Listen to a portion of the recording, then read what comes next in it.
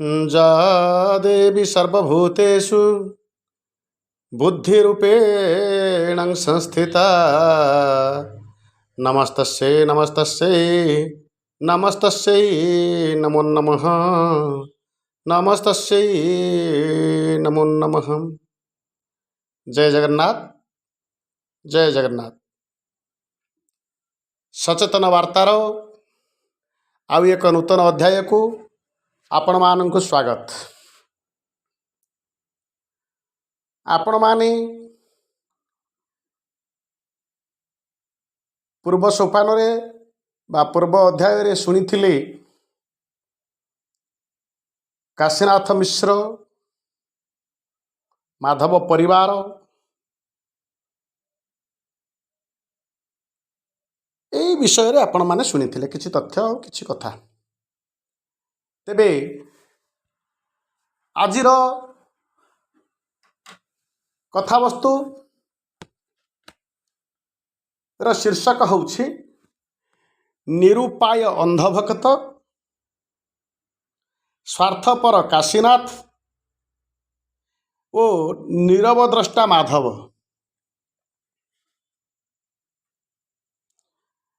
आपण माने विचार करंतु निरूपाय अंधभक्त किछि दिन तले वैकुंठ धाम आश्रम भुवनेश्वर खंडगिरी वैकुंठ धाम आश्रम विरुद्ध रे मामला रज्जु आश्रम भंगा पाई नोटिस सेथिपाई काशीनाथ मिश्र ओ तांको चमचांको सहयोग आश्रम को रक्षा करने विभिन्न प्रकार चेष्टा प्रचेष्टा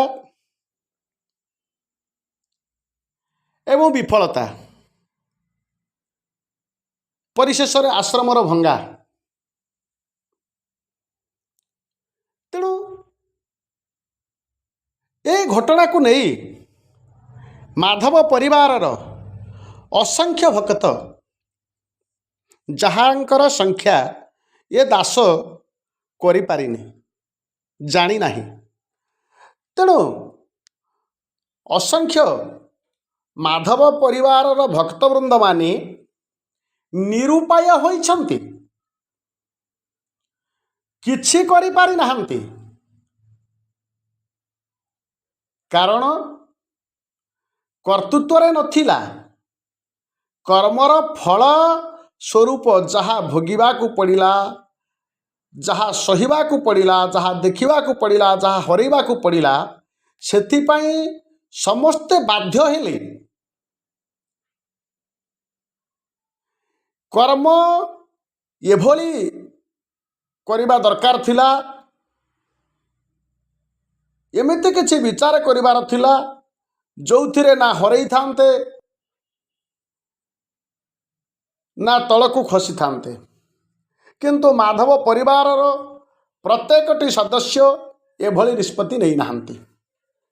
केवल अंध भाव रे माधवंको नाम रे केही केही अर्थराशि प्रदान करिछंती निज निज योग्यता अनुसार। तो कहीं कहीं द्रव्य बा वस्तु बा पदार्थ आसबाबपत्र गृहोपकरण वस्त्रभूषण ठू आरंभ करी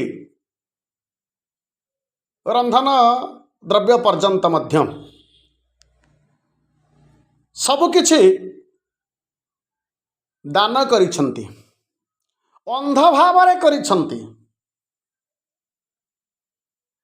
माधवंका पाई करिछंती माधवंका उद्देश्य रे दैछंती।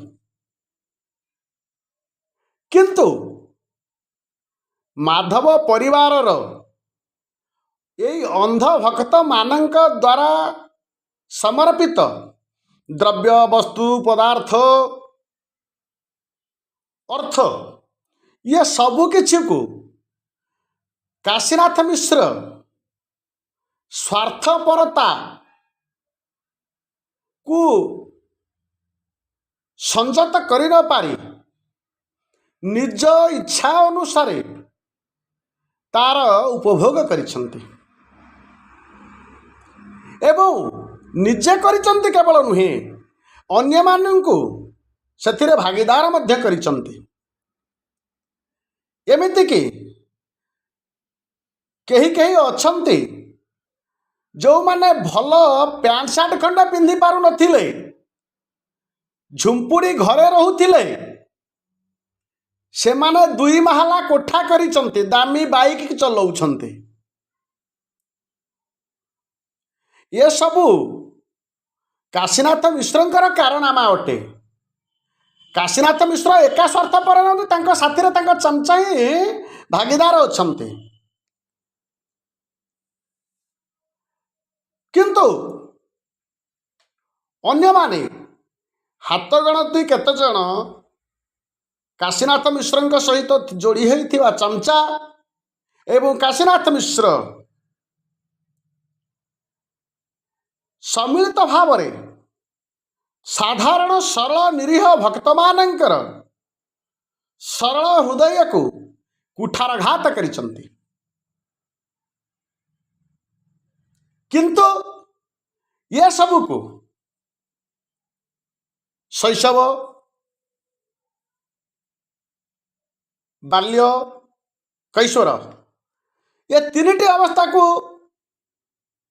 ବା ଏ 3ଟି ଅବସ୍ଥାରେ ମାଧବ ଦେଖିଥିଲେ ମଧ୍ୟ କାଶୀନାଥ ମିଶ୍ରଙ୍କର ଯେଉଁମାନେ ପରିଚାଳନା ଦାୟିତ୍ୱରେ ଥିଲେ, ମଣ୍ଡଳ ଅଧିକାରୀ ହୁଅନ୍ତୁ, କର୍ମକର୍ତ୍ତା, ଉଦ୍ୟୋଗତା ବା ସହଯୋଗୀ ହୁଅନ୍ତୁ, ଯେଉଁମାନଙ୍କୁ ଏ ଦାସ ଚମଚା ବୋଲି କହୁଛି, କାଶୀନାଥ ମିଶ୍ରଙ୍କର ଚମଚା, ଏମାନେ ଯେତେବେଳେ ନିଜ ଇଚ୍ଛାରେ ସବୁ କିଛି କରୁଥିଲେ, ଏ ସବୁକୁ ଦେଖି ମାଧବ ନୀରବ ରହିଥିଲେ। ମାଧବ କୌଣସି ପ୍ରତିକ୍ରିୟା ଦେଇନଥିଲେ। କାହିଁକି ନା ମାଧବଙ୍କୁ ପଚରା ଯାଇନି, କି ମାଧବଙ୍କର ଇଚ୍ଛା ନାହିଁ, କି ମାଧବଙ୍କର ଆଦେଶ ନାହିଁ, କି ନିର୍ଦ୍ଦେଶ ନାହିଁ।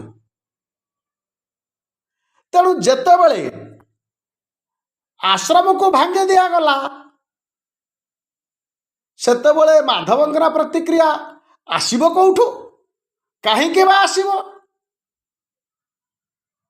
ମାଧବ କ'ଣ ବା କରିବେ? ଯିଏ ଯେମିତି କରିବ ସିଏ ସେମିତି ହିଁ ପାଇବ।